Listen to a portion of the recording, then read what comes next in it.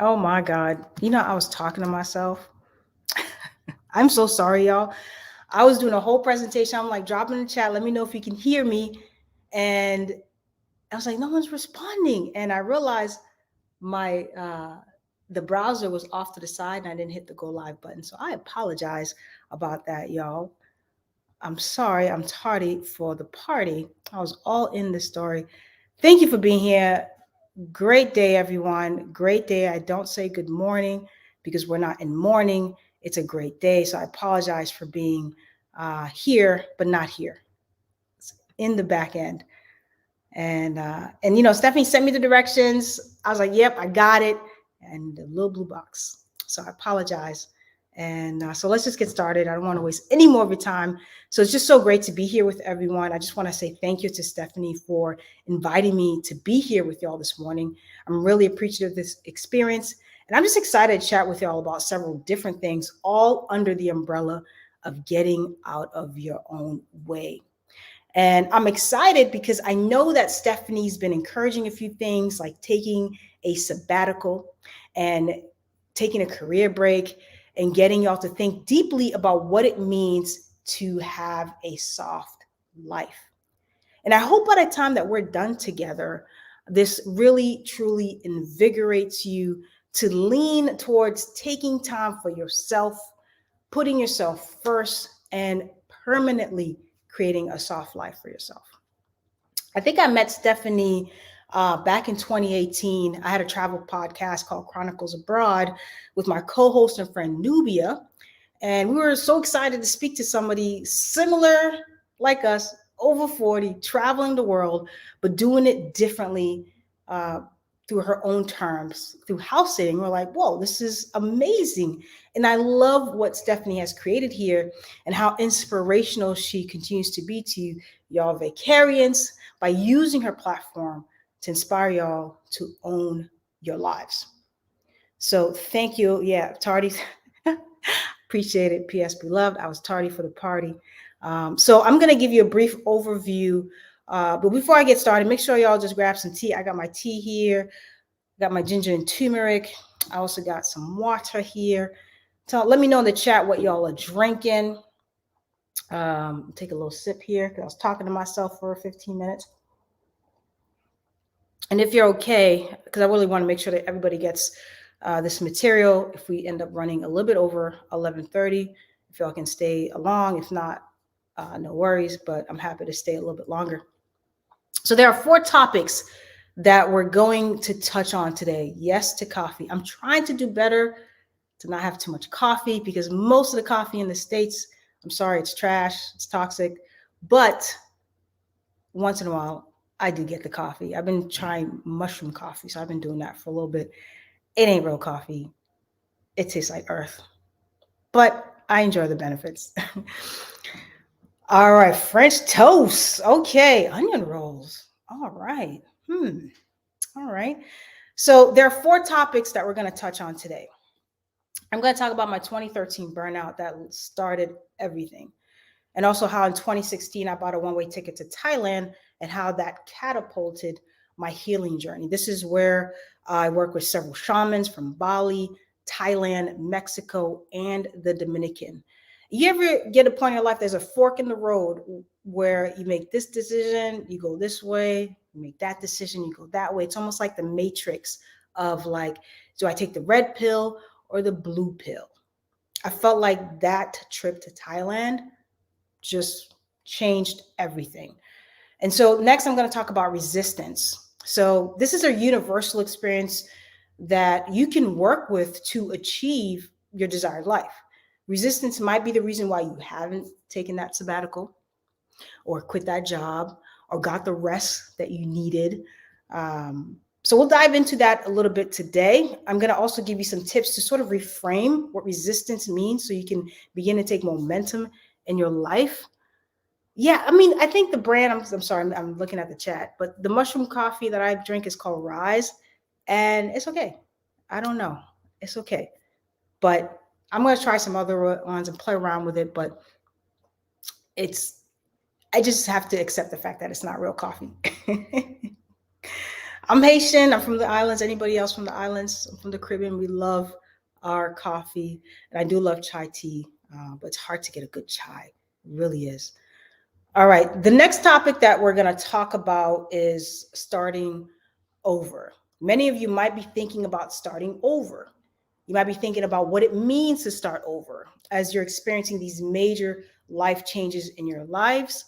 And oh, sak passe, nabule, saying hi to my Haitian friend in the chat. I want to help to reframe what it means starting over so that it feels less scary for y'all. Okay.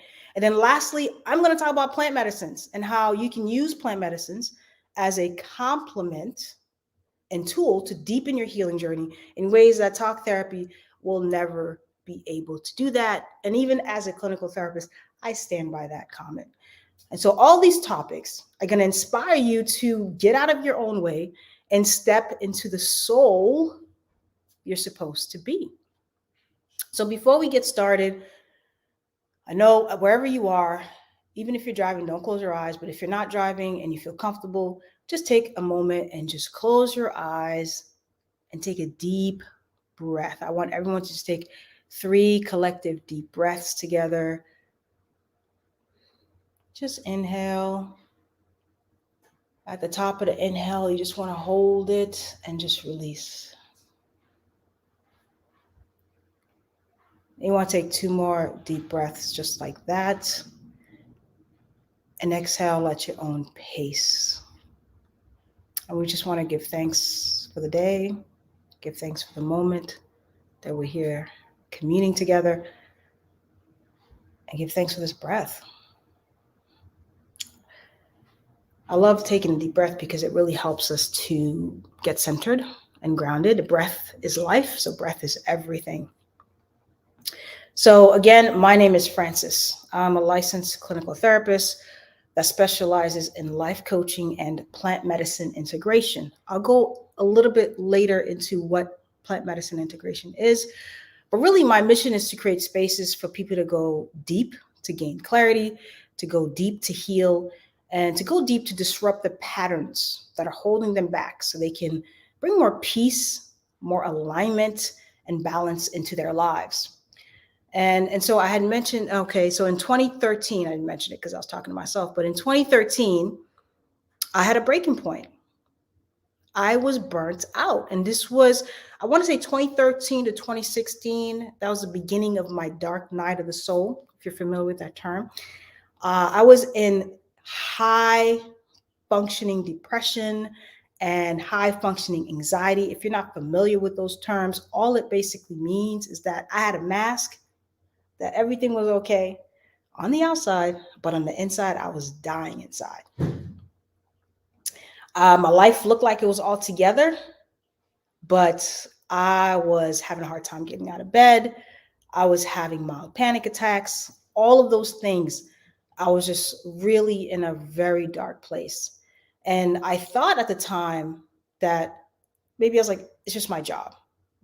My job just played a huge role in my overall unhappiness about my life. But then as I got away from the job, I was like, oh, it's a little bit more than that. And I remember the day that I quit. It was October in 2013. You ever been at a job that you hate? You could let me know in the chat. You know, you find yourself calling out, going to work late. That was me. I was calling out every month. Once a month, I was calling out of this job. Then I started to go to work later and later. Then I started to leave work earlier and earlier. And I was like, this can't be life. Okay. This can't be life. And so I remember it was a Wednesday. I remember going into the office. No, actually, no, I didn't go into the office. I got up. I didn't call out. I didn't call nobody. I just didn't show up. Very unlikely, especially I'm an immigrant. Haitians, we out here working 2 and 3 jobs. Okay. So I was very tied into that identity. And I remember I called out. I mean, I didn't call out and I was just at home, just like thinking, like, you ever have that moment where like you wake up and you're like, what am I doing with my life?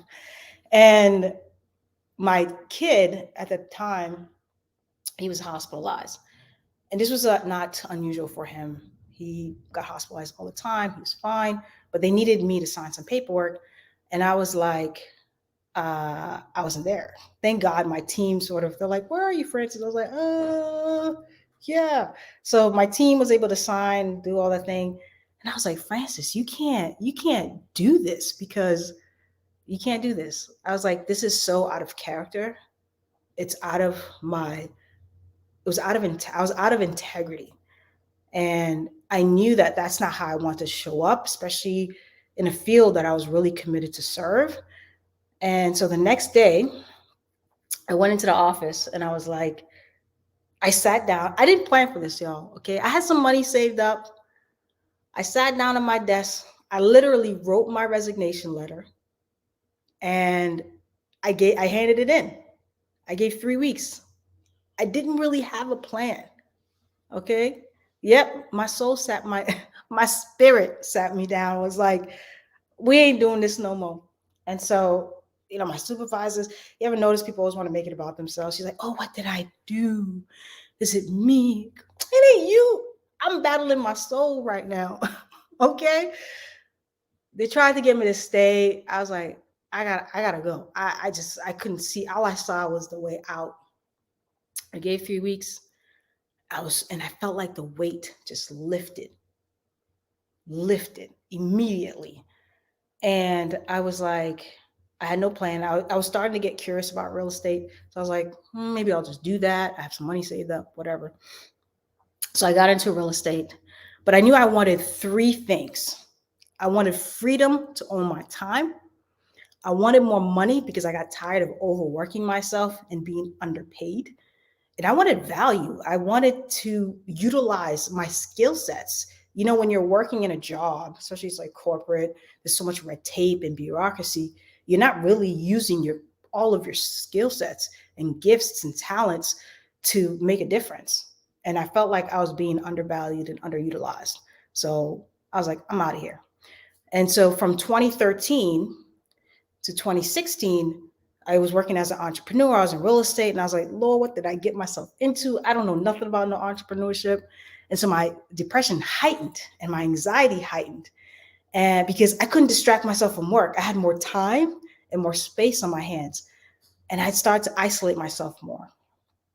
And I had a really hard time getting up. I had a really hard time doing that work. And so I remember sitting in the car. If you're from anyone, I think I saw some people who were from Maryland. I was in Maryland at the time. I was sitting in the car in Union Market. I had a client that I was going to meet in Baltimore. I remember being really early, and I was just driving around aimlessly trying to figure out my life. And I was sitting in the car, and I sat there for like 3 hours in front of the Starbucks. And I was like, oh my God, I felt nothing. I was so apathetic. I felt absolutely nothing. And I was like, yo, why can't I feel something? Like, I wasn't even crying. I was very frustrated. So I guess that was a feeling. But I was just like, I can't do this anymore. I can't. And I sat there 3 hours by myself. And then went to see my client, smiled, and got to work, right? Like as if nothing happened. And it was this loop that I was on. I was like smiling back. And so 2016 hits. And this is when things really just got like wild for me. Real estate was picking up. I was, making a bit of money, but I was still depressed. I was still anxious. I was still apathetic. I had the freedom, I was making more money, but I wasn't happy. I was like, I don't know what to do.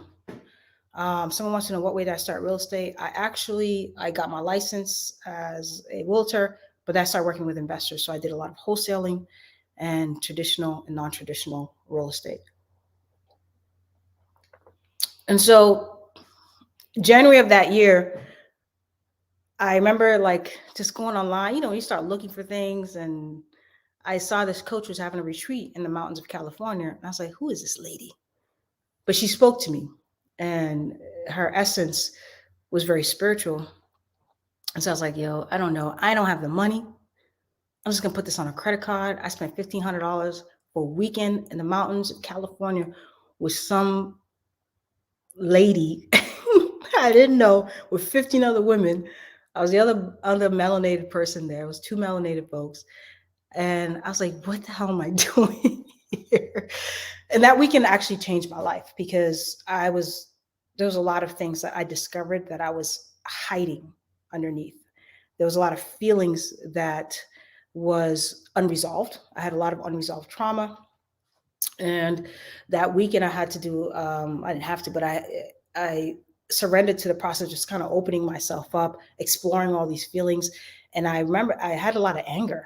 For those quiet folks, I was silently seething, okay? Bubbling.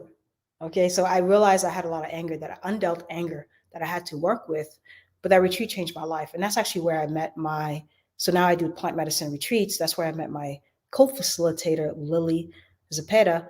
And it's interesting because we never thought that we'd be here. This is the way the universe works. Like you don't necessarily make all the plans. The divine just sort of kind of orchestrates everything. And so in January, I was like, okay, so that helped sort of like really bring things to the surface. But then the unexpected happened, and my father passed away in May of 2016. And I was like, damn. And when that happened, it was wild because one week I was talking to him, yelling at him about something, and then the next week he was gone. And then the week after, my son was graduating high school. So I was like, holy smokes, I got to deal with his death. I got a son graduating high school, who's going to college. And I start to think about my own mortality. My father worked 2 full-time jobs. All right. So he was your typical immigrant. He got caught up in that false American dream that doesn't exist. And he worked himself to death, and he had a heart attack. And I looked at him and I said, I saw myself and I was like, that will not be me. That will not be me. You ever have a moment like that where you're just like, it's just a definitive no. And so I was like, okay, my son's going away to college. I got to do something. And so I bought a one-way ticket. I went to Thailand. I didn't know anybody else going to Thailand. I didn't know anybody else traveling, but I knew I had to go somewhere and do something. And so I was running away at the time. When I look back on it, and after I've self-reflected, I ran away from the noise. I couldn't hear myself think. I felt like I was absolutely suffocating. I actually didn't tell a lot of people that I left. I just left. And so when I was overseas, I was really alone in my solitude. And that was very difficult. And as you know, from the pandemic, a lot of people had the chance to finally just sit with themselves. So that was my experience. I had already done that. I couldn't avoid myself anymore. I had to sit with every thought, every emotion, and allow it to come to the surface. So I was like, okay, at the time I was seeing a therapist and all that, and she was great. And we kept in touch even after so many years, but I was hitting a ceiling with traditional talk therapy. I was reaching it, and I needed something more.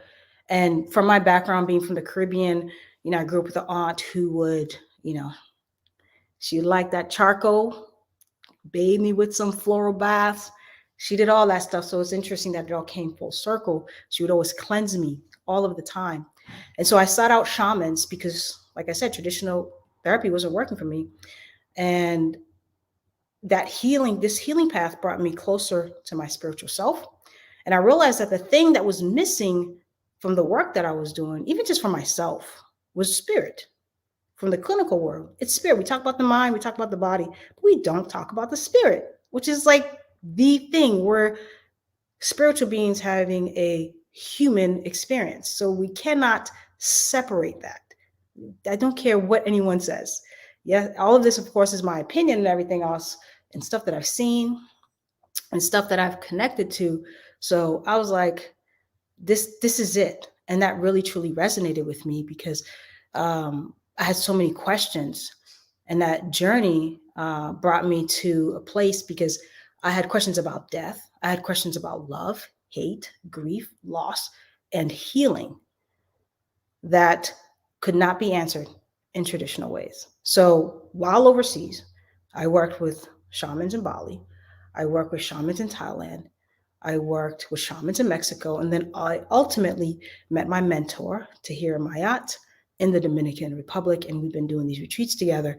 And so it was through these alternative methods that I was able to truly heal myself from depression, anxiety, and apathy.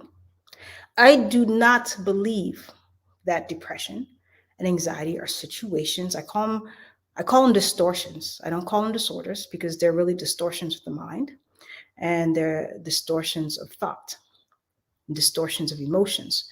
I don't believe that you need to manage them for the rest of your life. I don't. And so after I was overseas, I came back in 2019. I was like, okay, I reinstated my license. All right, I can't seem to run away from this mental health field, but I'm going to do it my way. I'm going to do it how I want to do it. I'm going to do it how I see fit. And that's what I did. So I started Defying Resistance, and I started just coaching people and doing all these things, and everything just sort of blew up from there. And so that's really my story. I see that there's a lot of resonance here. Congratulations, you just quit your job. Yari just quit her job.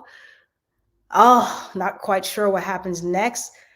Free, congratulations. Enjoy and embrace the uncertainty. We're going to talk a little bit more about that. Let's see. What else? Just checking in the chat, checking in with y'all. Okay. A quiet retreat is a good option. I did a 10-day Vipassana last year, and that also was a game changer for me. 11 hours of meditation, no phones, total disconnect. And I'll talk about this later, but I believe that the things that can sort of rewire our thinking patterns and meditation, breath work, obviously having a spiritual foundation, and plant medicines. Those are the things I feel that will rewire some of those things. All right, we're going to transition. I think somebody will put the link about the retreat, Chris. We're going to transition. Great day, exquisite coils. Great day. We're going to transition into resistance. So for a long time, that's why I call my business, my wellness company, Defying Resistance, because I really struggled with it. I struggled with doing the things that I knew would help me move forward, doing the things that I knew that would just make my life better. And it was just a weird paradox. I don't know if anyone's felt this way, but like you just kind of know these things will make your life feel better, but you're not doing it, and you're sort of stuck in that in-between space. It's like that, we know that we have to brush our teeth twice a day. We don't always do it. We're not consistent with it. There's still that resistance. Even last night, I didn't brush my teeth last night. Let me get the retreat link for y'all.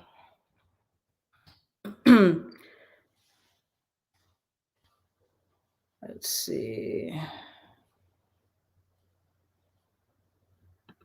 Here it is. I'll put it in the chat.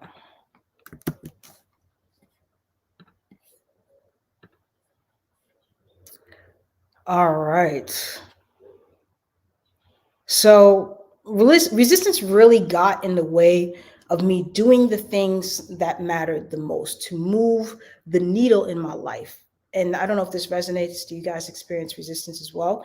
Whether it was mentally, physically, spiritually, emotionally, all of it. There was always this resistance lingering along. And I don't know why I was always met with resistance. I really wasn't quite sure why. So, but I just kind of went about life, doing the things that I needed to do. Somehow I inched and crawled along. I was able to do some things. But for a while, I kept hearing about this book. And it was called The War of Art. And it's usually a book that's recommended to most writers and creatives. And in 2017, when I lived in Japan, I took this blogging course, and again, the book came up, but I didn't read it. It stayed in the back of my mind. And so I was like, okay, what is this book about? It's not The Art of War, that's by Lao Tzu, but The War of Art. And the author is Stephen Pressfield. When I read this book, y'all, my whole world turned upside down. And I got so angry with myself. I was seething from reading this book because it was calling me out. Cold hard facts, calling me out. And in this book, Stephen's primary objective is to really illustrate how when it's time for us to do our thing, we experience extreme resistance, like paralyzing resistance. What's going on, Trish the Natural? And so the book was really incredibly insightful and helpful for me to sort of wrap my head around what it was I was resisting, why I was resisting, why it kept showing up in my life. And it's an amazing book for those who are suffering from painful procrastination. Um, the War of Art, yes. Painful procrastination and sort of the resistance that you feel right about when you're ready to do something. And resistance is knowing that you want to create a thing, knowing that you have these gifts and these talents to share with the world, but you're not doing it. So you self-sabotage. I have not read Turning Pro yet, but I think this year will be the year. So that's it. Thanks for sharing that, Sandra. Resistance says, I'm going to get in the way of you going after your dreams. It says, I'm going to be that little voice that tells you that your stuff isn't good enough. So often, sometimes you recognize it. Like you say, okay, I know I'm resisting. Like you get it. So then you force yourself to be a morning person just so you can write in the morning because you heard that's what other writers do, right? And then sometimes you will try to be and do something that's out of alignment with who you are. So of course, when you go do that task, you're going to struggle with it even more. So you become defeated and then you quit. And then the cycle continues because you're working out of alignment from your energy. And so resistance is fear. The bigger the thing that you're wanting to do, the bigger the resistance. Resistance is all of those negative thoughts that tell you you're an imposter. I have an interesting story for you. I wrote an article in Tiny Buddha. I don't know if anybody's familiar with that site, but I wrote an article in 2017. And I had my site up, Defying Resistance. But I'll be honest with y'all, I had that site up for like 2 years. I kid you not. And it just said, coming soon. Coming soon. You know, life got in the way. I was doing other things. Then I received an anonymous email that said 2 words. Just start. And I was like, oh, calling me out. Just like that, kind of snapped me out. Essentially, it was me wanting to create this space. And it wasn't something like I thought about yesterday. It's been like churning in the background for years. And resistance kept telling me I wasn't good enough. You're not ready. All of these debilitating thoughts paralyzed me. So resistance is the idea that the more important a call or action is to our soul's evolution, the more resistance we're going to feel towards pursuing it. Because if it meant nothing, there would be no resistance, right? I don't care. Like I'm not out here creating apps or, engineering things or doing all these things because I'm not interested in that. There's no resistance for that, right? But when we defy the resistance, we achieve the greatest potential within ourselves. So it's a really short book. It's super easy to read. In fact, if you want a copy of that book, send me an email at hello@defyingresistance.com and I will send you the PDF. You don't have to pay for it, y'all. But, if you want to pay it forward, go for it. So the book is really the reason why I launched Defying Resistance, because I knew how resistance was such a huge factor in the progression of my life. And after that, reading the book, I really just committed myself to working through that resistance just to get really curious as to, how to do this dance and to support others in the process. And there are things that are going to make your life better, but you just don't do it, right? When we think about like meditation, we didn't need the science to catch up. We know it's been documented. It's an ancient practice, but some of y'all still struggle with doing that practice. And there's various reasons why you might be struggling with that. I did as well. I resisted with doing it consistently for a long time. But then when I conquered that resistance, I really reaped the benefits of a meditation practice. I was able to manage and control my emotional reactivity, which was a huge thing for me because I stopped taking things so personal. I used to have clients say, I don't know, how do I stop taking things personal and da-da-da. And we would do some inner child work. It's hello@defyingresistance. Let me put the hello back. You send me an email, I'll send you the PDF. All right. My clients would be like, yo, how can I just stop taking things personally? And I just be like, meditate. And I know it's not that easy, this processes and stuff like that, but it really helps. I just put the email in the chat. So resistance is going to show up for us in so many different ways, depending on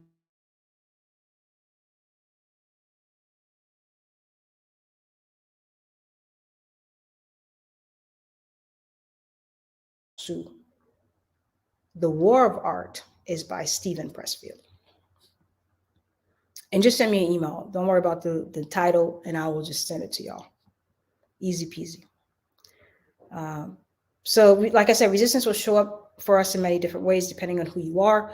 So for example, you'll do everything else aside from the thing that you know you need to do, whether it's for your business, for work, for yourself. You'll like clean the entire house. I used to have a client who would, because she was an artist and she was a creative, and she's like, yeah, I spent like 3 or 4 hours cleaning my studio. And I was like, okay. And then I sat down to paint, but then I had to, she ran out of time, I had to do something else. And I'm like, that's what usually happens. You'll clean the entire house, you'll do everything else, then you'll spend 5 minutes doing that thing. Does that sound familiar? And then you find yourselves ignoring it. The alarm might go off, and then you'll ignore it, and you'll say, I'll do it later. I'll do it later. But later doesn't come. Later comes and goes. Months come and go. The years come and go. We're still at the exact same spot. And that's really what resistance is. Resistance is a massive barrier for change, but not just for change, but for creation. As the creators that we are, and I believe that we're all spiritual creators. We're all spiritual beings. And we can create the lives that we truly want. I truly 100% believe that. And so it's important that we really get to know resistance. As creators, we need to befriend resistance. And then we tell it to step aside, right? It's almost like, you think of it like you're sitting at the stoop. And there's resistance, and there's you. You're like, I got to go do this thing. And resistance is like, nah, I'll do it later. You're like, nah, I really got to go do this thing. And you're like, nah, I'll do it later. Like, listen, I'm going to go spend 10 minutes on this thing, and then I'll come back and do nothing with resistance. So you got to really do this dance and create a relationship and almost be comical about it. Don't berate yourself. Don't judge yourself. Find the sense of humor in all of this. And so remember that the more that you resist something, the more suffering that you create. Whatever you resist will continue to show up and be like, hey, look at me. Don't forget about me. It's almost like that pink elephant in the room, right? And it just gets louder and it gets louder. And resistance comes in so many different forms. And it comes in self-doubt, perfectionism, procrastination, send me an email and I will send you the person that you can connect to in Mexico for that. Okay. So like I said, resistance is self-doubt, perfectionism, procrastination, like I said earlier, feeling like we're not good enough or this won't be good enough, so I'm just not going to put it out there anyway. And that's usually the underlying layer of resistance. But the next layer of resistance is emotional regulation. So keep this in mind. And this is what I believe procrastination is. When we procrastinate or resist doing a thing, sometimes what our bodies and minds are doing is helping us to regulate our emotions. Maybe we're feeling anxious, depressed, or overwhelmed, right? Most likely we're feeling overwhelmed. And so we resist doing that thing. And because we don't have the emotional regulation. We're not able to regulate our emotions enough to sit down and do this thing. So our bodies and our minds are really just trying to protect us by telling us to do something else until that feeling subsides, right? But what happens is we most likely never return to doing the thing because life gets in the way, right? Life be lifing. And then it becomes a habit. We develop a habit of resisting.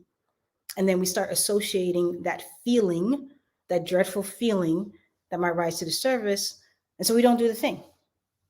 So each time that we try to do that thing, we're not going to be able to do it because we've developed the habit of association.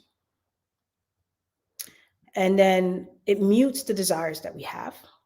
And it keeps us in very low vibrational frequencies like fear. Y'all know what I mean about fear. That's the real pandemic, okay? Fear is a real pandemic. Thinking and feeling and playing small. So here's what I tell my clients. When you're feeling resistance, you want to place a hand like a cross over your heart. And when you feel that resistance, I really want you to get quiet and just ask yourself, what do I need? What do I really need right now? Sometimes it's the little you. I do a lot of inner child work. Sometimes it's the little you. So ask the little you, the little girl, what do you need? Then ask the adult you, what do I need? And drop in, because your emotional body is going to respond. It's going to tell you, if you just listen, what it needs. And so you go and give it what it needs, right? And you do this every time, because what you're doing is you're actually teaching yourself to interrupt the pattern just by checking in with yourself. Because then you can differentiate the feelings that you're feeling. Is it fear? Is it self-doubt? And once you recognize what's underneath the resistance, and I always say, go deep. You remove one layer, go deeper. Go as deeply as you can. You ask the question, what else? What else? Because it's really only through that depth that change is possible. No change is possible through the surface. If you find yourself looping, repeating the same patterns, having the same situations going on in your life right now, it's because you just haven't gone deep enough. That's all. But you also need to find the space where you feel comfortable enough to go deep. So this is not about you blaming yourself or passing judgment. It's just about you being really transparent and honest with yourself, right? It's about telling, I always say, and I posted this on my Instagram not too long ago, but healing requires you to tell yourself the truth. You don't need anyone else to tell you the truth. You need to tell yourself the truth. And what that does, when you create that authenticity within yourself, it allows you to work through a lot of those things that are holding you back, a lot of things that are getting in your way, because now you're becoming more aligned with yourself. You're becoming more authentic. So whatever you're feeling underneath, give yourself grace, love, and of course, self-compassion. And then the next thing to think about is like, in what micro way, I always give these exercises to my clients, is like, in what micro way can you practice the thing that you're resisting? And I'll give this example. Everyone knows this example, going to gym. It's almost hot girl summer, right? When we go to gym, get fit, get healthy. And so you haven't gone to the gym in years, but you say, I'm going to go to the gym 5 days a week. I'm going to be in the gym for 2 hours at a time. That's probably not going to be very helpful for you. Okay. Right. So what we can do when I talk about microwaves is how can we dial it back and do it in microwaves? So maybe I go to the gym 2-3 times a week for 15 minutes. That's it. 10 minutes, 5 minutes. So what we really want to do is reduce the amount of pressure and overwhelm that we put on ourselves to get that thing done. I had a client who had a really hard time developing a journaling habit, something she wanted to do. She's like, I don't know why it's always off and on and off and on.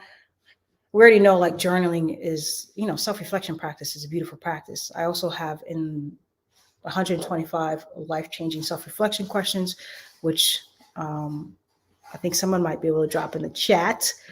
Let me grab it just in case. Let's see here.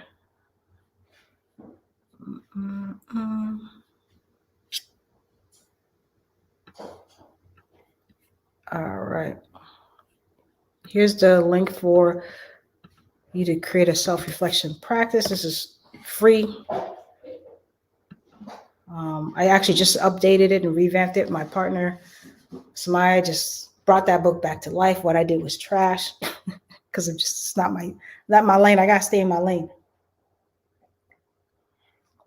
So anyway, so she was having a hard time developing this habit. And you know how it feels when you're trying to develop a habit and you're on and off and on and off. It's mentally and emotionally exhausting, isn't it? Right? It takes up a lot of mental space in your head because it's just overwhelming. And then you get down on yourself for not doing it. And so I was like, why don't you just do voice notes? Just do voice notes. Sometimes we want to do it in a way that we've been told or that we've heard. Like we know certain habits and rituals are really great for us, but we still have to make it our own.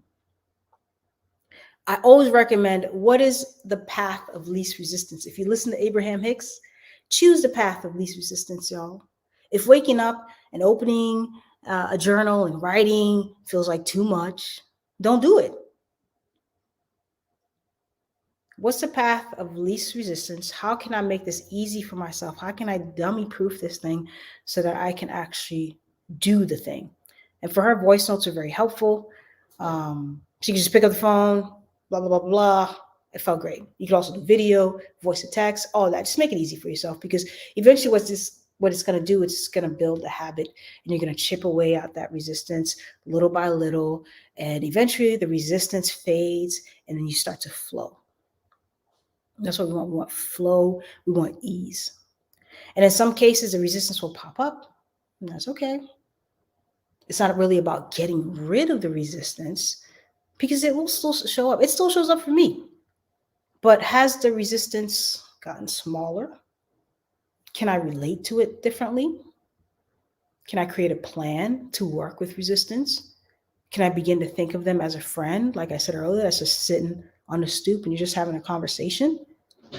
Remember, everything, all the challenges that come up for you, it's just feedback. What is it trying to tell me?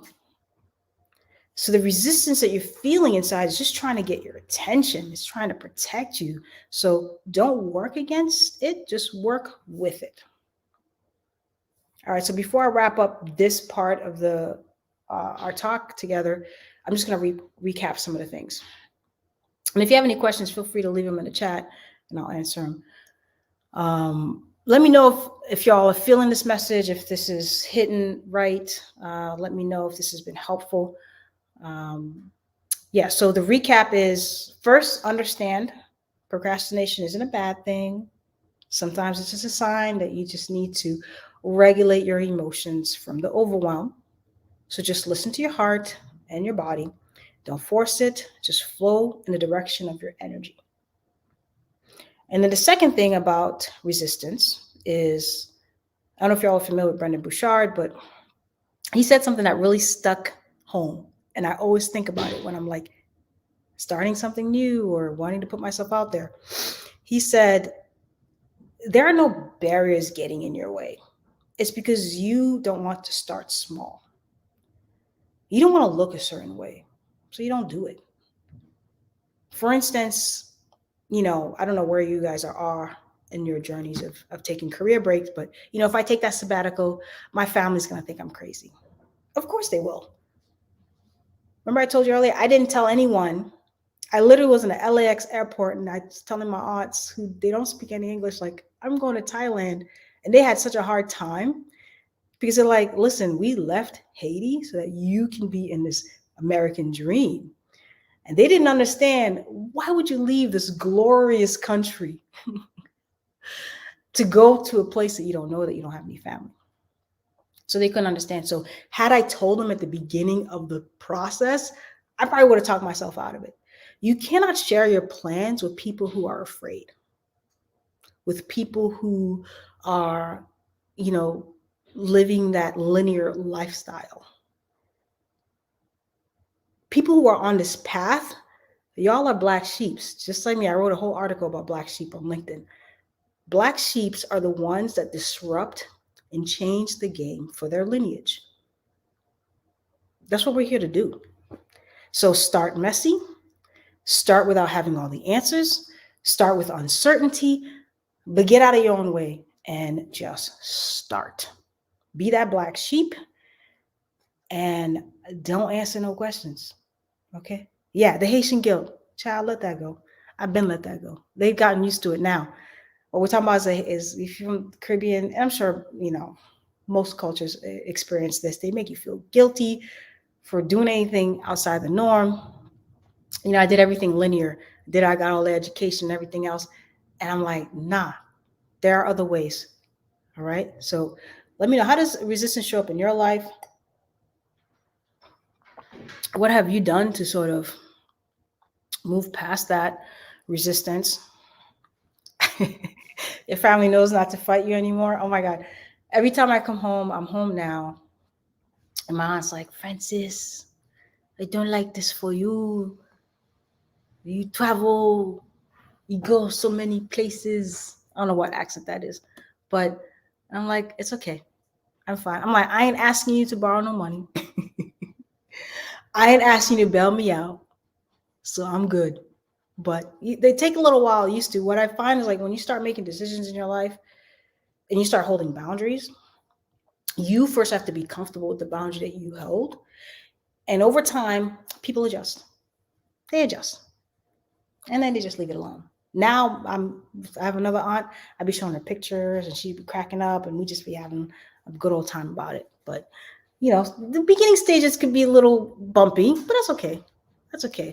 What do we got in the chat? Okay. Oh, I like this. I'm gonna put this here. Keep your plans, what you're gonna do with yourself, especially if you know the negative responses. Yeah, keep those plans. What did I was trying to think of a song, but I can't think of it. About moving in silence. Kathy said, I quit my job over 1.5 years ago. They don't understand how I'm making it. Oh my God, quick story. I I think like 2-3 months ago, usually when I come home, I stay with my cousin. And she was like, how things? I'm like, yeah, things are good. I feel like what she was really asking, how you make money? How are you doing this thing? I'm like, you can just ask. She's like, how are you doing this thing?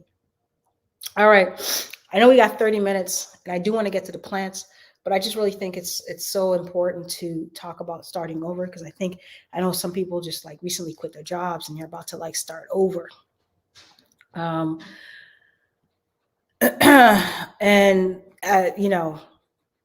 starting over is a necessary part of life.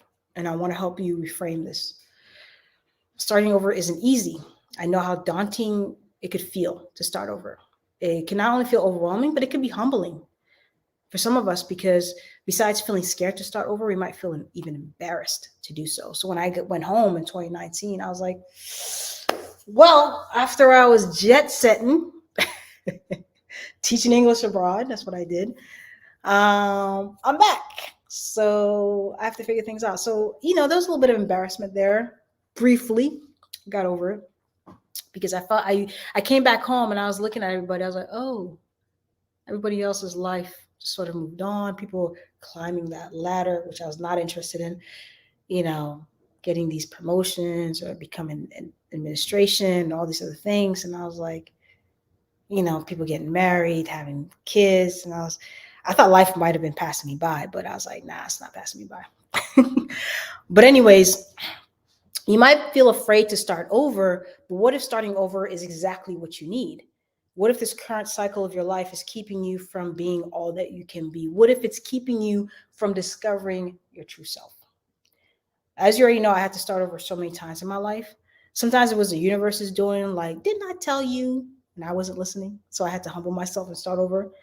Other times I became fed up with certain aspects of my life. I'm sure you can relate. So I had to make some tough decisions. And when I told you a bit about myself earlier, you saw how many times I started over. And those are just the stuff I just shared. I moved from Massachusetts to Maryland, where I didn't know too many people. I was starting over. When I left my career in 2013 and transitioned into a totally different venture outside of my comfort zone, like sales, Nah, I had to start over. When I bought a one-way ticket to Thailand in 2016, I was just not starting over, but I was even further outside of my comfort zone of what it meant to start over. Like a whole new country, new language, new culture. I was in complete culture shock. Okay. And I share these experiences with y'all because you might be afraid of starting over. You might be afraid to start something new. You might be clinging to something that's no longer working. You might be holding on to a past that has already taken you out of the equation. I want you to listen to that. I'm going to say that again. You might be holding on to a past that has already taken you out of the equation. So starting over can be one of the hardest things that you ever do. It can be obviously scary to leave behind the familiar and step into the unknown. But it's a must.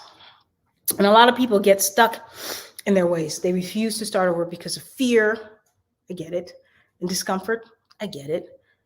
But Susan David said, and I always say this quote, the price how does it go? The price of a meaningful life. Oh, discomfort is the price of a meaningful life. If you want a meaningful life, you got to get uncomfortable. And you can't be worried about other people's opinions because everybody's in their own reality anyway. That's a whole nother conversation. So when you get stuck in that place, change can't really happen. People get really comfortable with who they were, who they think they are, and what they do. So they don't really realize how much untapped potential that's just sitting and brewing inside of them. Let me know if that's you. Drop a heart in the chat. Let me know if that's you. It's okay. Come forward. You're amongst friends. But starting over is absolutely necessary. It means letting go of what was and moving forward with a new mindset, a new attitude, a new energy, a new perspective. But most importantly, the next season of your life is demanding a more seasoned version of yourself. And that could be scary because you might be wondering, do I have what it takes? And you're a direct reflection of the divine. So of course you have what it takes, but I want to give you a clear distinction about starting over. Starting over doesn't necessarily mean that you're starting fresh. You're starting from scratch, okay? Whatever you're letting go to begin again, you're bringing in the lessons from those past experiences, the wisdom and the skills that you gained can now be applied to the next season of your life. So you're not starting over. So remember that. Because when you start over, now you're doing it with intention. You get to choose what happens next. You get to decide who you want to become, where you want to go. You get to create a new story for yourself. I was watching, y'all know the Netflix series, You. I probably shouldn't be watching it, but I had to finish the series. And he said, Joe, the main character, he said, what rots doesn't grow. Are you rotting out here in these streets? If you're finding yourself in the same place, doing the same thing, doing the same job, hanging out with the same people, and you find yourself stagnant, like life feels stale, then you're not giving yourself the opportunity to grow and learn about who you really are by not starting over. Unless you're completely satisfied, right? And you're happy with how your life is going, then cool beans. Killer understands. It got wild in that last season, right? Anyway, but even in the midst of your contentment, let's say you're happy, you're totally satisfied. Even in the midst of your contentment, there's always space to grow.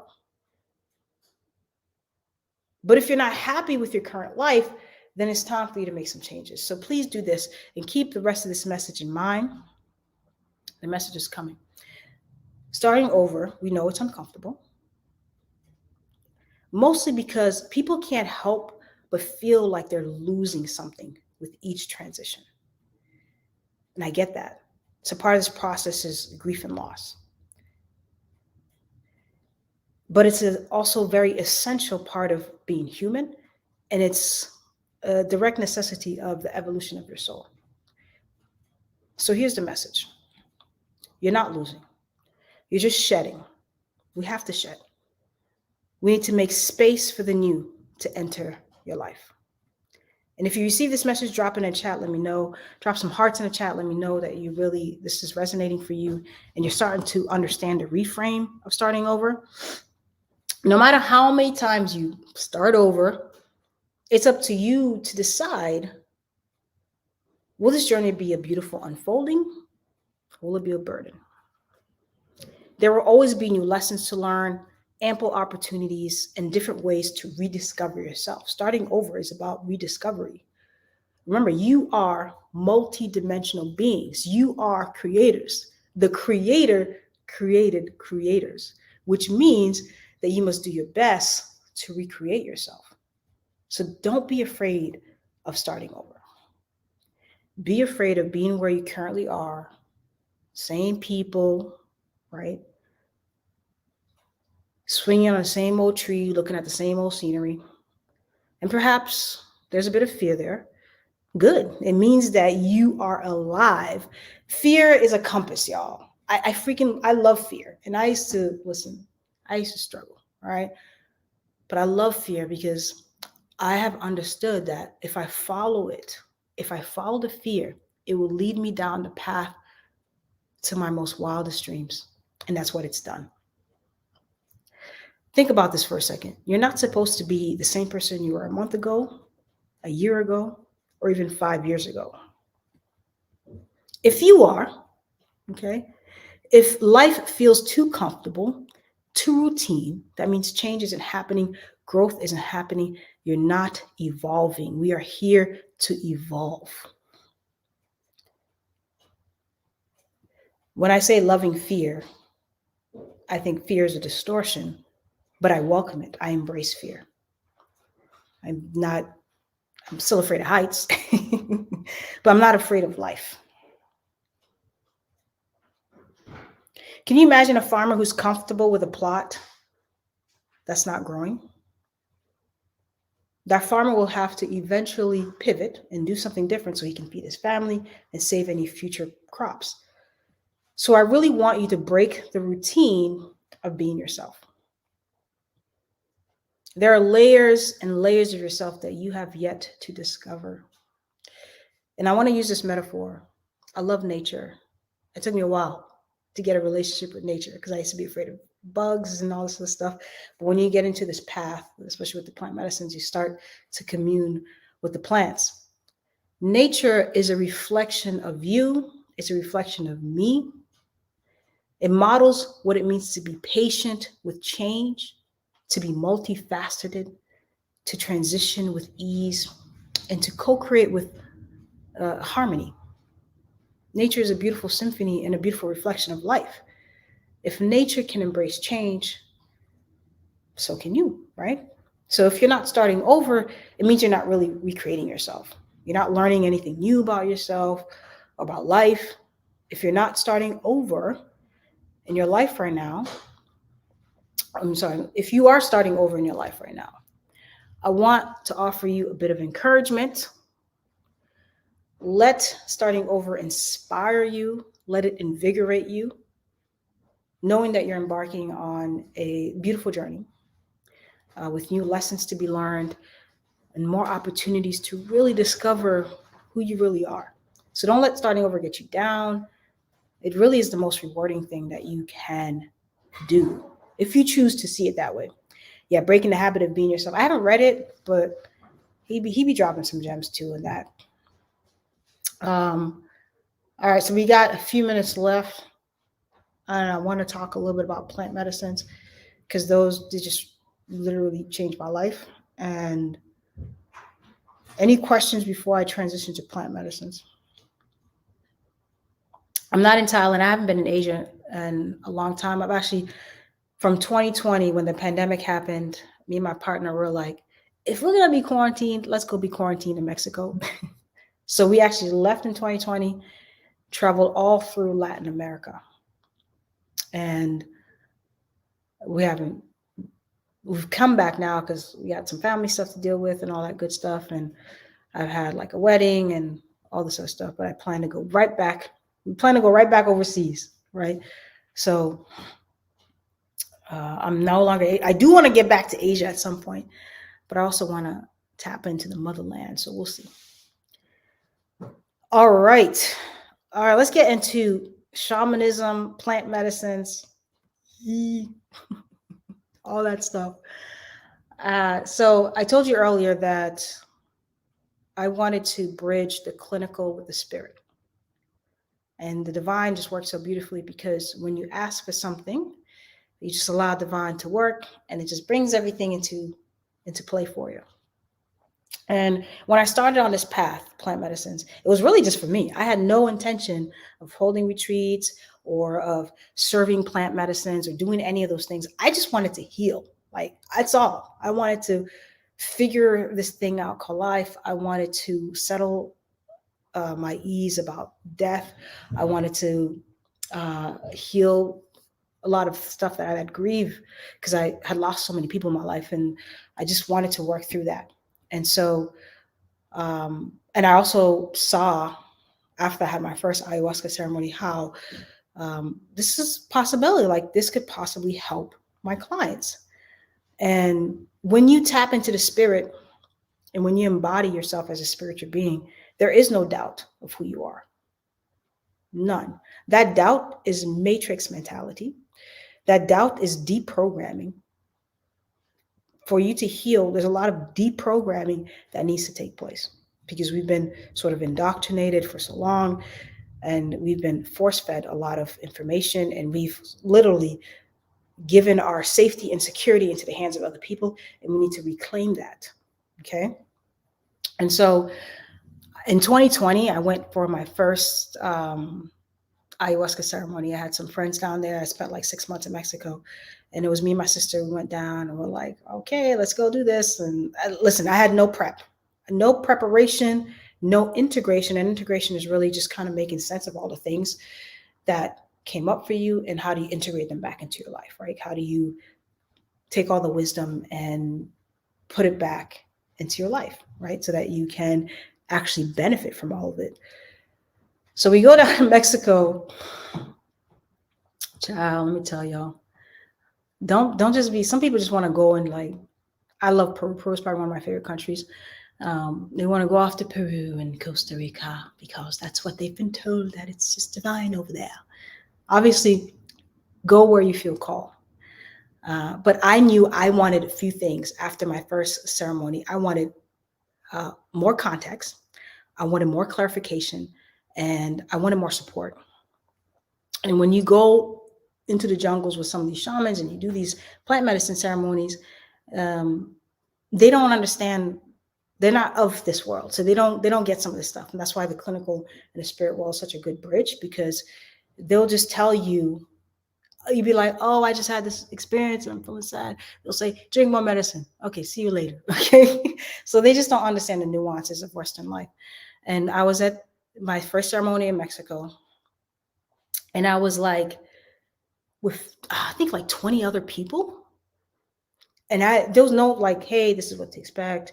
This is what happens afterwards. This is what happens in the ceremony. I had no idea. I did watch a documentary in Thailand about it, but I was like, what the hell's going on? You know, I don't know. And so, but you know, the seed was planted. I found myself here.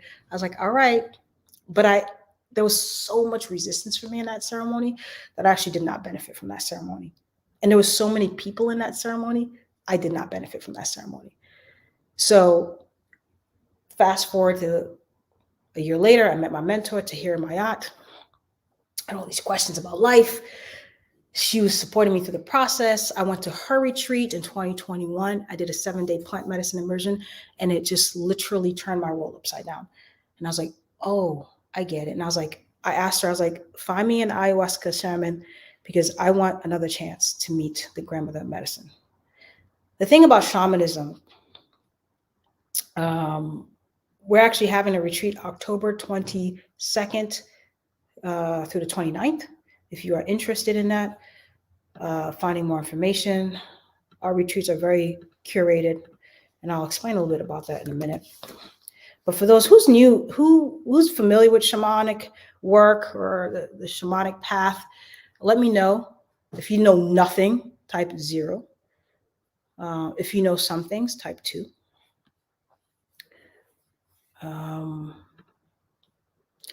So the whole thing about like the shamanic path is really a shaman's job is to cleanse, to restore balance, and provide you space to become whole, so you can return to wholeness.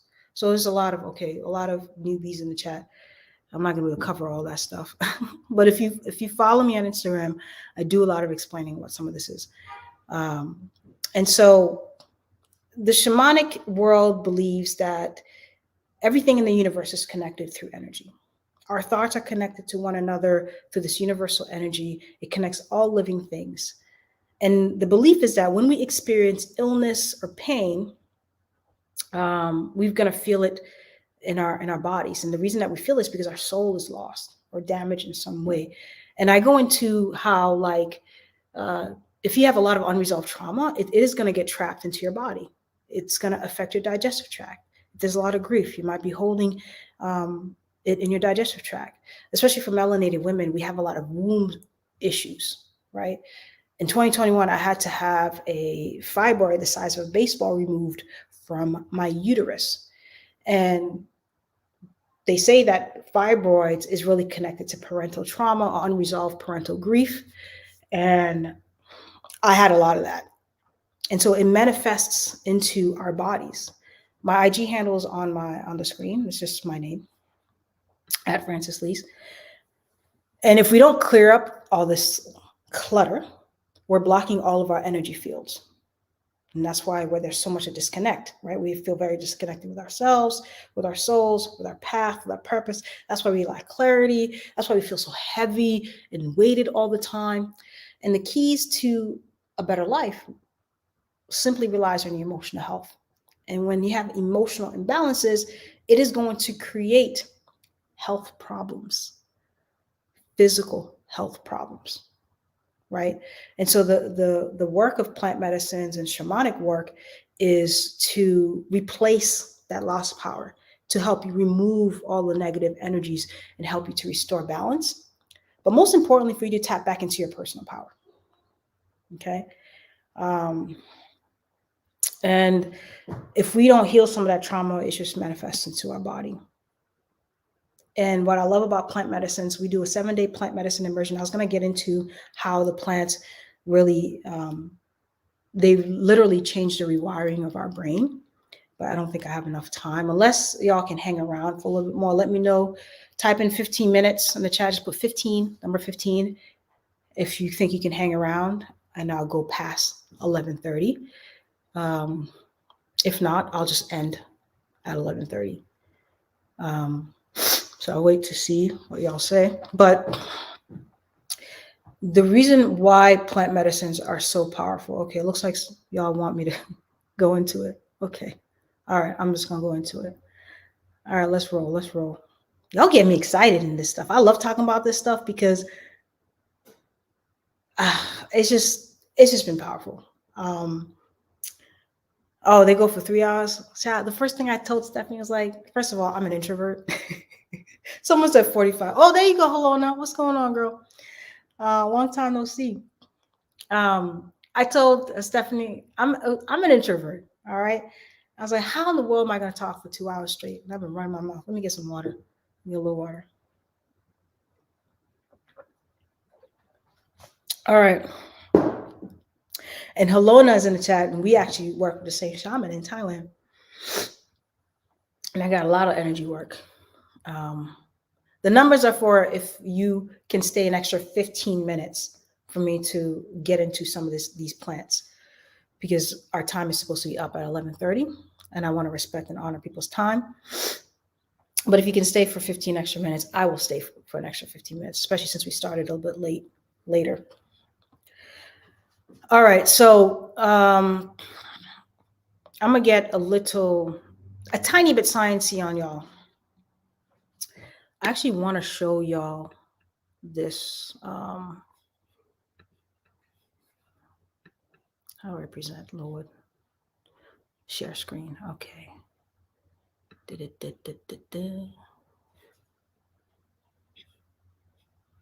Okay. Oh, there it is. This is a picture. Let me put a little water. I don't know how to do this. All right.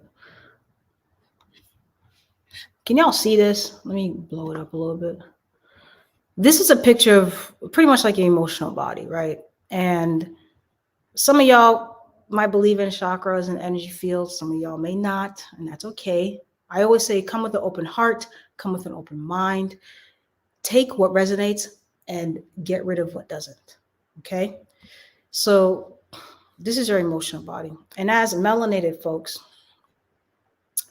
everything is here in the sacral area, our womb health. One of the things that we do in our retreat is we do a womb ritual to help you sort of shed some of the things that are blocking this area here. Because in your womb health, this is where your creativity lies. This is where you have a sense of safety. And if you haven't cleared up any of that junk, you are going to find things like PCOS, endometriosis, all those things. We had a young lady who came to our retreat, our very first retreat, and she has endometriosis. And 2 weeks before she arrived at our retreat, she had an episode that landed her in the hospital. And we work with this incredible herbalist, classically trained chef named Autumn, who creates these meals that complements each medicine. So make sure you're receiving all the goodies. And so she comes in. Autumn has a tendency to make these little tinctures for folks if they're having like inflammation of the body, whatever it is you're going through. She got something for you. She's like a mad scientist in the with the herbs. Put a little womb health tincture together for her, and she was taking that consistently. And 3 months went by. She had no episode. No episode. Now, when she does feel something, it doesn't land her in the hospital. So this stuff is a big deal. Let me go into what I really want to talk about is right here. I'm gonna leave this picture up a little bit. So we have something in our minds called the default mode network, and you can Google this and you can get all the sciencey stuff about it. But everyone has this part of the brain, and this is where we get stuck. We get stuck in the negative and self-destructive loops. It's all in the default mode network. And what happens is think of this as like the Grand Central Station. This is the hub where every thought passes through. And if we have an overactive DMN, default mode network, this causes mental imbalances like depression, anxiety, ADHD, PTSD, all of it, right? I can't really see the chat yet as I go through this. And so what we know about plant medicines, and the plant medicines I'm talking about that we work with are Cambo, which I'll go a little bit later what each are. Cambo, psilocybin, I'll say psilocybin because sometimes things get flagged. And of course, Aya, grandmother of all medicines. And when we ingest these plants, what they do is they rewire parts of our brain, and they increase the neuroplasticity in our brain. And all this just means that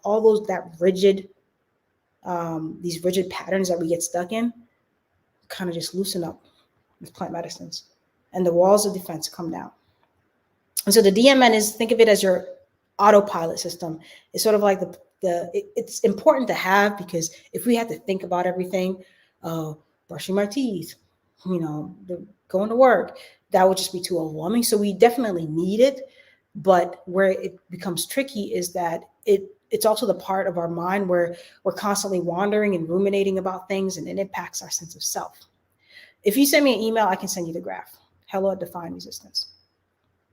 And so when this part of our brain is overly active, it causes us to time travel.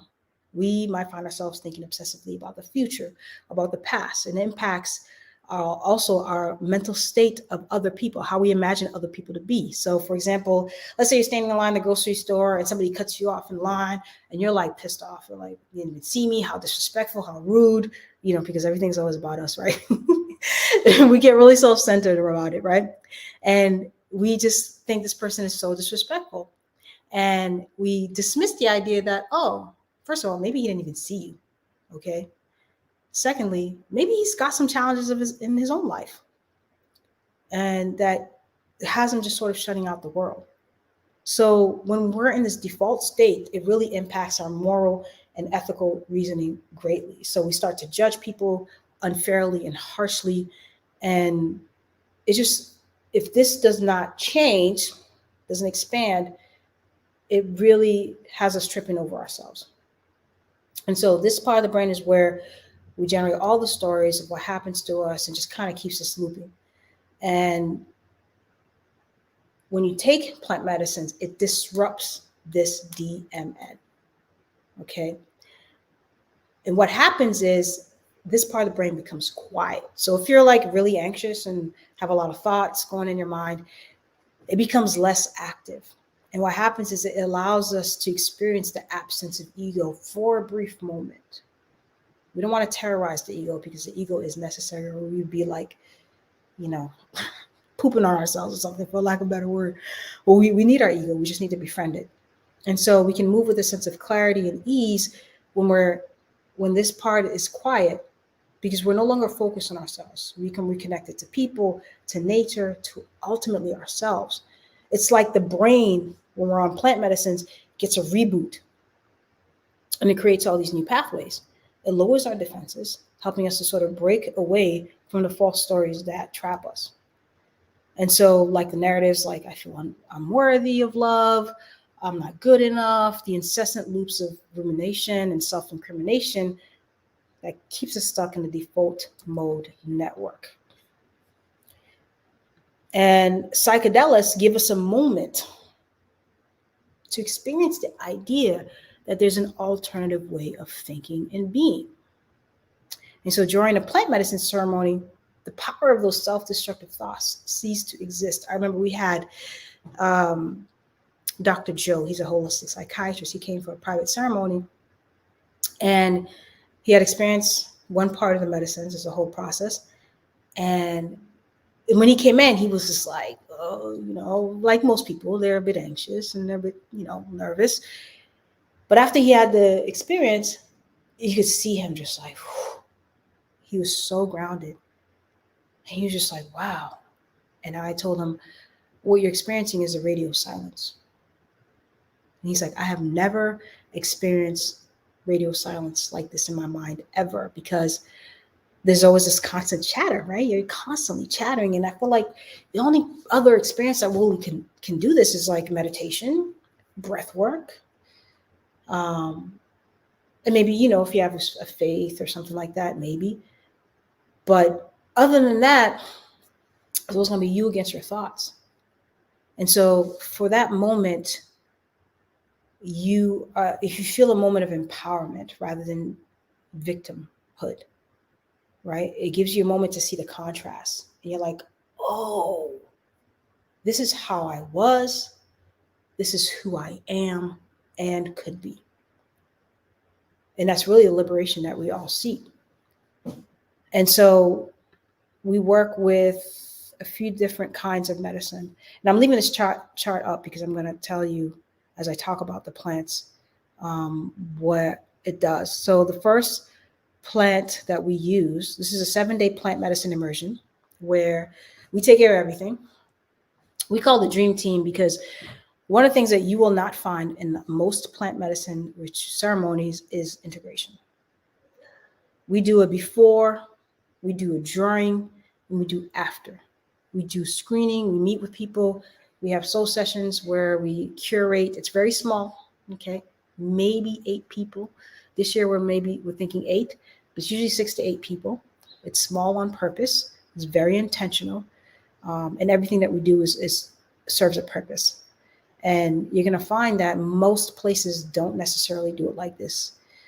I work with Tahira. She's also a clinical therapist, but she's a full-blown shaman. Essentially, we're all shamans. Shaman is just, one who sees once you understand that the veil has been lifted. And then I work with Lily, she's a trauma-informed yoga instructor. So we do a lot of yoga and breath work and anything to settle our nervous system. That's her thing, because we really see the world through our nervous systems. I didn't get into nervous system and inner child, but Are we seeing the world in a freeze mode? Are we seeing the world in flight mode? Where is our nervous system? How we see our nervous system and how we experience our nervous system, that's how we're going to see the world. And then we have Autumn, our great chef. And together we've just been able to curate this magical and really deep experience for folks. And we really start off with something called Campbell. Anybody familiar with that? Let me know in the chat. Type 0, no, 1 if you are. But Campbell, it's a frog medicine. And what's beautiful about this, because usually people come in and they come in with a lot of dense energy. Often people go and just go and do ayahuasca. And we're like, slow it down.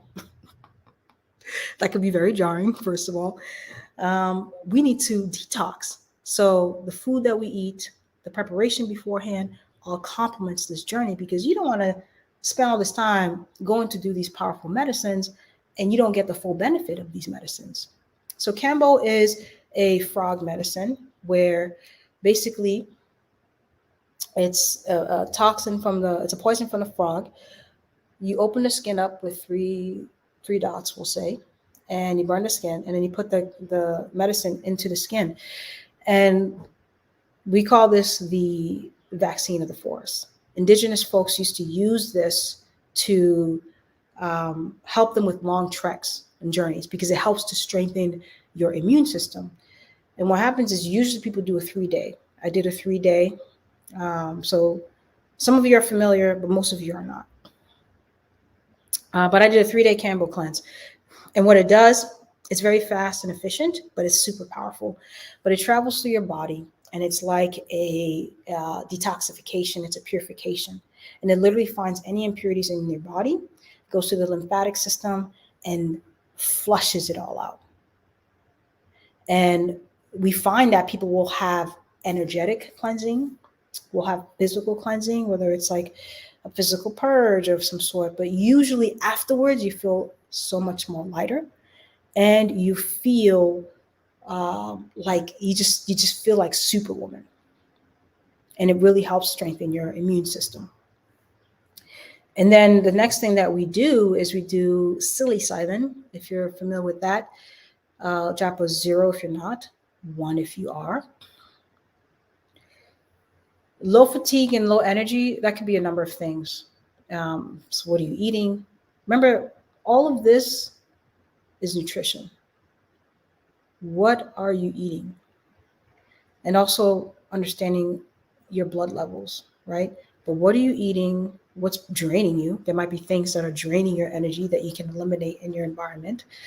So most people do know about psilocybin. Put a 2 if you've tried it, 3 if you have not.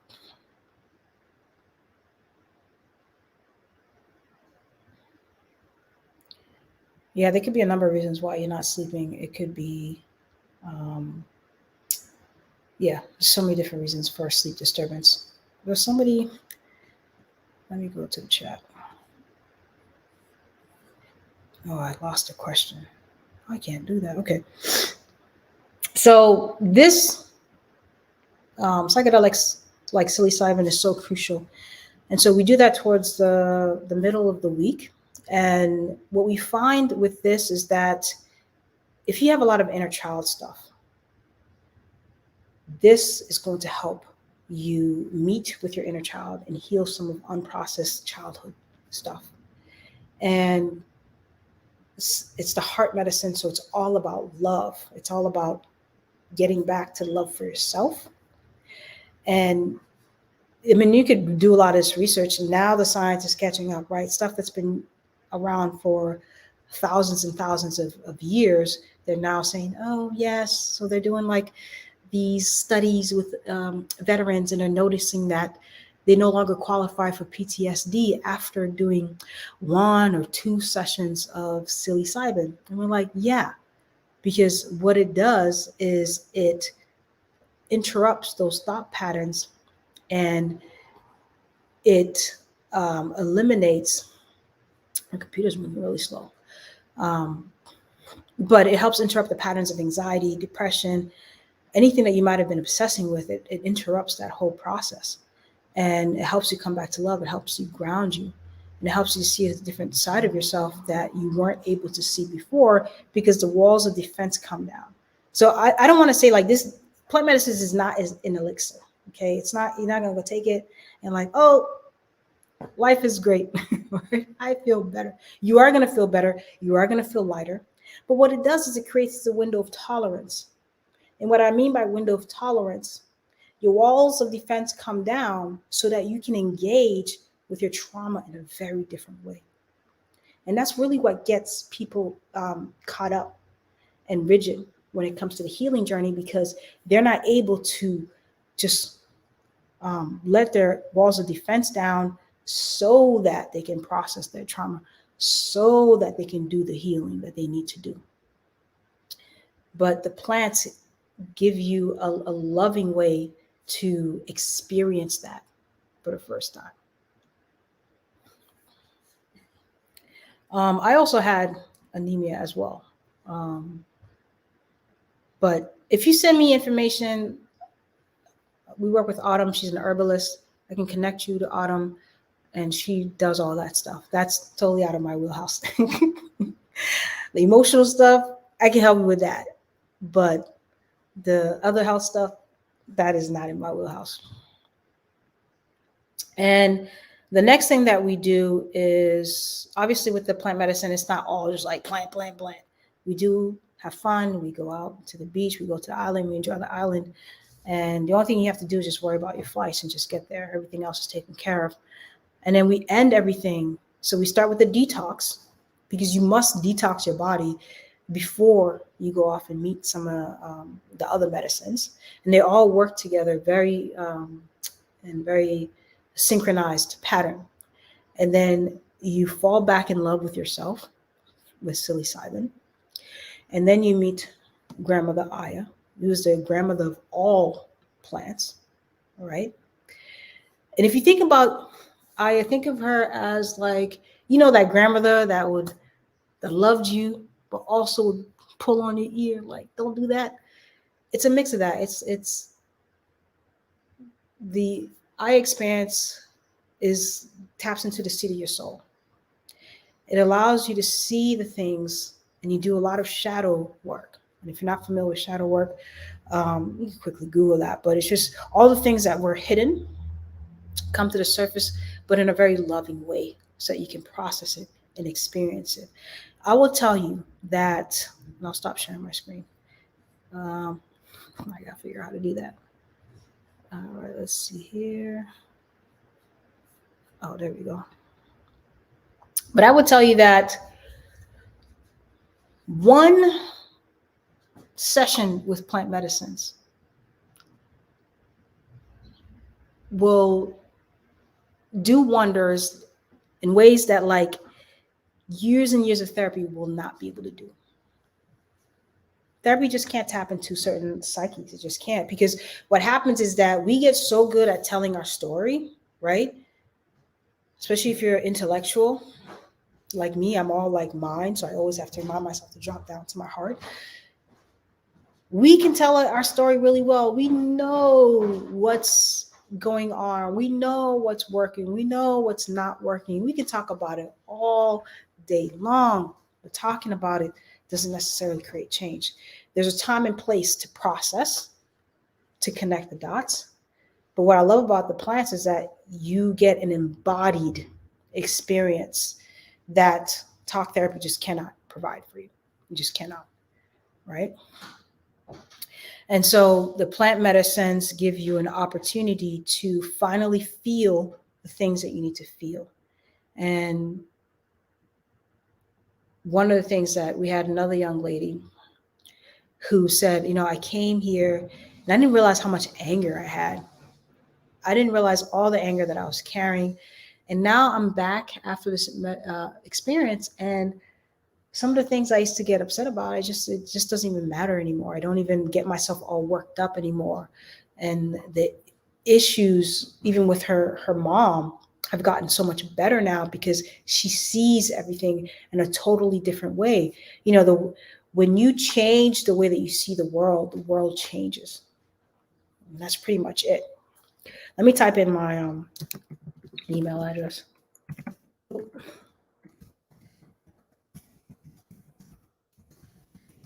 So any questions about the plants, any questions with what we talked about today? I know some of y'all came in a little bit later or in between.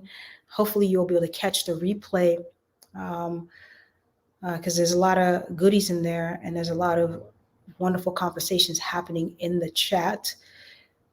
But if you're feeling like you've tried everything, just like me, I tried everything. If you're feeling you tried everything, maybe plant medicines might be the next step. Maybe, because everybody's situation is different. You can't be on medications with the plants because they just don't work well together. So there's a process of that. So, send me an email. I'll send you, I can email you the body map. All you got to do is send me an email for the body map and I will send it to you. So there's a few things I want to leave with y'all before we wrap it up. Let me know if you have any other questions right now. Now is the time to ask it. Let me see. So if you want to keep in touch, here's one way to keep in touch with me here. If you want the self-reflection questions, 125 self-reflection questions that life-changing self-reflection questions that you can ask. Let me drink some water. I have way too many links. I should have put this. Here is the retreat link. Okay. You have to schedule a soul session with us first, but you have to fill out a form first. That gives us a bit of understanding of kind of like what's going on. And then you meet with us and we talk things out with you. And then we'll see if it's a good fit, right? And then here's the 125 self-reflection questions to get you going. Let's see. The retreat is October 22nd in the Dominican Republic. Some people are like, Dominican? Let me tell you, that island, that island is so ancestral. That's the Taino Island. It is so ancestral. Yeah, if you have some shadow work to do, it's the place to do it. It's powerful. And we just find that it really works well with what we're doing. A lot of people are so used to like Peru and Costa Rica. I'm not saying those are not good options. I had mine in Mexico. But just be sure that you feel comfortable.